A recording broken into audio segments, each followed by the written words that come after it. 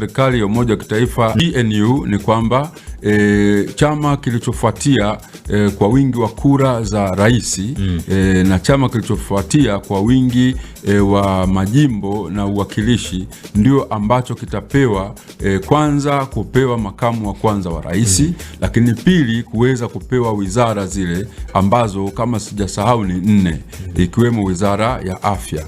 Sasa katika zile wizara hairuhusiwi kikatiba kupewa chama kingine, hairuhusiwi. Hiyo ni kile chama ambacho kimekidhi kiwango, kwa maana huo ndio utaratibu wa makubaliano na ukawekwa ndani ya katiba. Chama cha pili ambapo kwa uchaguzi uliokwisha ni ACT. Kwa hivyo wao ndio wanatakiwa kuweza kuingia katika hizo nafasi. Na ifahamike kwamba serikali ya Rais Hussein Mwinyi yenyewe inawakaribisha, isipokuwa wale wenye sifa ya kuingia ndio bado hawajapeleka ridhaa, kwa maana wanatakiwa kiutaratibu wapeleke majina ili rais aliye madarakani aweze kuteua. Kwa mfano katika makamu wa kwanza wa rais watakiwa wapeleke jina au majina matatu, hasa ni majina matatu ili rais aweze kuteua mojawapo. Na katika wizara ni hivyo hivyo, chama kile kinatakiwa kupeleke mapendekezo kila wizara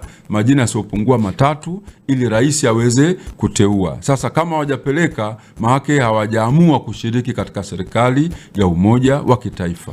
Na kama ni hivyo, katiba inasemaje hasa katika maamuzi? Katiba inasema watakapokaa muda mrefu hawajapeleka hayo majina, kuna namna yote inaweza kufanyika ama ndio itabaki hivyo baadhi ya hizo wizara umezungumza kutokuwepo kabisa? Kwa kawaida katiba imeonyesha kwamba wao wapeleke, wasipopeleka serikali inaendelea na kazi, kwa sababu kuhusu kazi za wizara kuna naibu waziri na kuna waziri, lakini watendaji wakuu ni makatibu wa wizara. Yule waziri kikawaida yuko pale kusimamia masuala ya sera, sio utendaji. Kwa hivyo utendaji utaendelea kwa sababu wizara inafanya kazi kupitia maamuzi ya baraza la mawaziri, na baraza la mawaziri likiketi, ambapo mwenyekiti wao ni rais, watapitia kila wizara, wataipitishia ya kufanya, na kama hakuna waziri, yale ya kufanya anapewa katibu mtendaji wa wizara, anasimamia kiutekelezaji. Na ikumbukwe kwamba serikali ya Zanzibar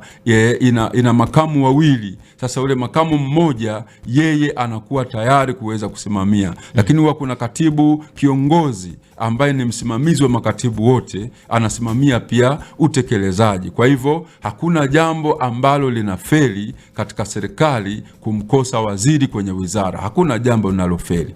Ndani ya ACT wako wale waliotoka CUF na kuhamia huko, ambao walishiriki moja kwa moja katika mazungumzo ya maridhiano mpaka kufikia kuundwa kwa serikali ya umoja wa kitaifa. Wapo wanayajua haya ninayoyasema, wanajua uchungu, wanajua historia, pengine wamemezwa na wengine kuweza kuwa hivi walivyo. Kwa hivyo kama wananisikiliza mimi, wito wangu ni kwamba wafanye haraka, waingie katika serikali ya umoja wa kitaifa, ili wananchi wa Zanzibari, wananchi wa Tanzania nzima waweze kupata maendeleo ya kweli, na waweze kuzisikiliza sera za kila wizara, na waweze kusikiliza sera zinazopatikana katika ofisi ya makamu wa kwanza wa rais ambaye bado naye hajaingia madarakani. Waweze kupata vyote hivyo, nchi iweze kupiga hatua.